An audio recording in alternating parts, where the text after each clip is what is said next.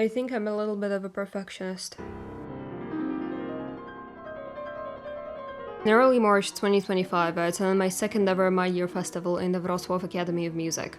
The festival had been active since 2012, and I had previously attended the 2022 edition. However, despite all the truly amazing music, the new people I'd met, old friends I'd spent time with, and challenges within the new edition, returning home, something inside me was unsettled. Because this edition had a particular focus on AI-generated content. It was a commentary on the dangers and challenges AI poses in many fields, including music. This theme had become an integral part of this edition of the festival, having us analyze AI-generated songs and write whole portions of the competition off of CG sounds.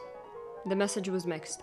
Something in between mistakes are human nature and AI is already this good, you need to be better.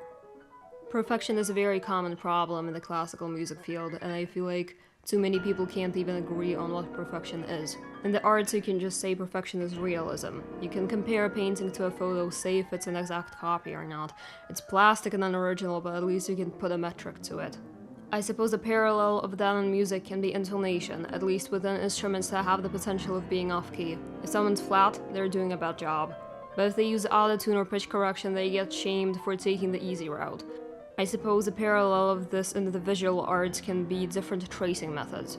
Perfect pitch is something too many people strive for. It's something people are jealous of, despite it being a blessing and a curse. I don't have perfect pitch, but many of my friends who do say that it physically hurts them when something is off.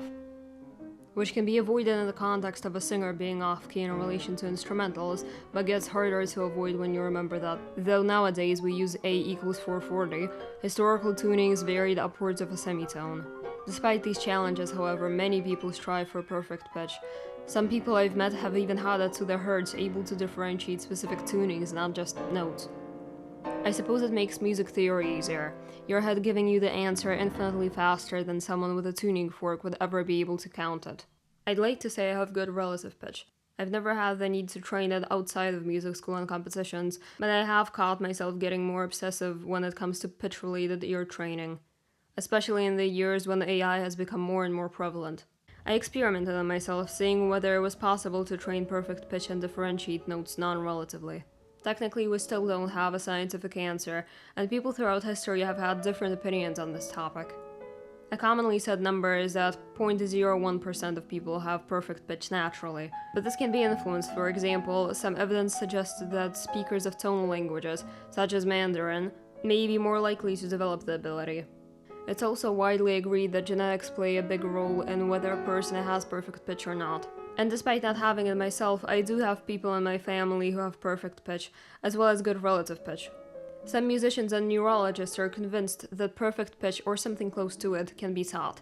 For example, Dalcroze, in his practice, one of the 3 concepts he focused on was solfege, and he was convinced that everyone following his school of singing from C to C could eventually develop something like perfect pitch.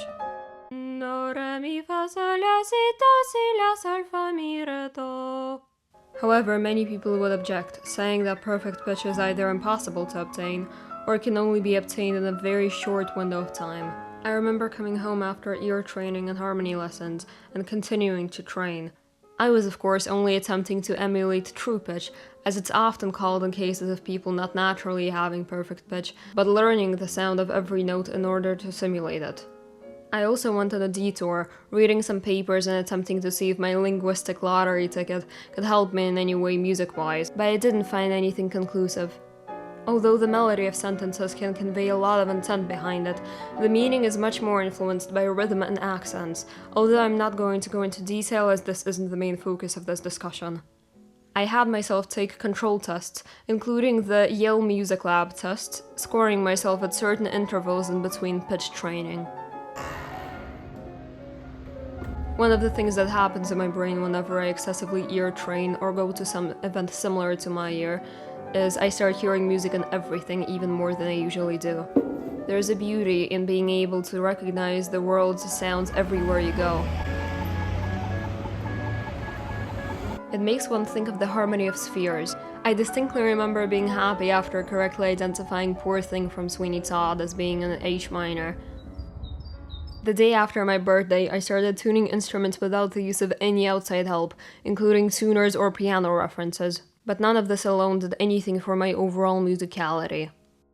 In June, I took my university entrance exams, getting 100% in ear training. And I distinctly remember flipping to interpreting tonality as a whole instead of singular given notes because I quickly realized there was a faster way of thinking and operating within the specific tests I was given in the exam. I eventually got better at identifying notes and tuning instruments fully from my head. I'm still interested if these results can be recreated in other adults, as I've seen many studies saying that it's unlikely, but now I am unsure. And I intend to research this topic further during my studies. But throughout this whole process, I doubted that identifying notes was ever a worthy goal. As interesting as it is to see, theoretically, whether it's trainable, what does it actually help with? When listening to a piece, there are so many aspects to it to analyze apart from the exact hertz of its smallest components, and even those you could easily calculate after knowing a single note. By obsessing over the exact notes and striving for perfect pitch, you miss out on the bigger picture.